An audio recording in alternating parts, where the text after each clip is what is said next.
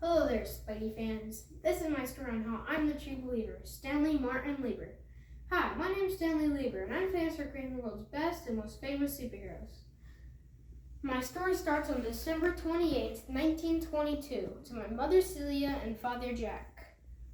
My father Jack worked for cutting fabric at a dress factory. He worked for a long time but was paid very little. But when I was 6 years old, the Great Depression began, and many people, including my father, lost their jobs.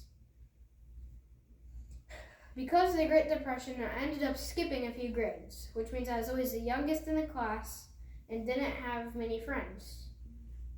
But when I was 9 years old, my brother Larry was born. I attended DeWitt Clinton High School in the Bronx. My favorite teacher was Leon B. Ginsberg Jr. because he had a great sense of humor and always told a funny story to make his point.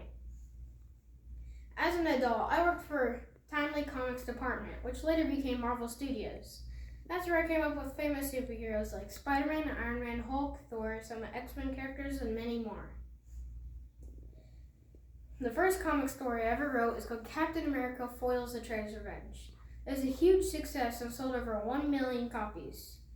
Captain America wore a red, white, and blue costume, same as the American flag, and he held a shield that could stop bullets.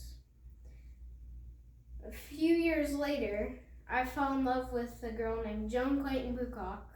She had red hair and blue eyes and a great sense of humor. That's when I thought, if I'm going to be making comics all around the world, I need a better name. So I thought both my names short, Stan Lee. I married Joan and we had a daughter named Joan Celia, JC for short. And I started to make movies, but in the movie, it's harder than you think. I was in the movie for a short amount of time, but made a huge appearance called cameos.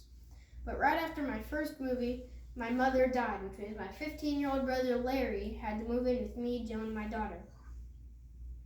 My wife Joan died on July 6, 2017, due to a stroke in Los Angeles. But now every story has to come to an end, so here's mine.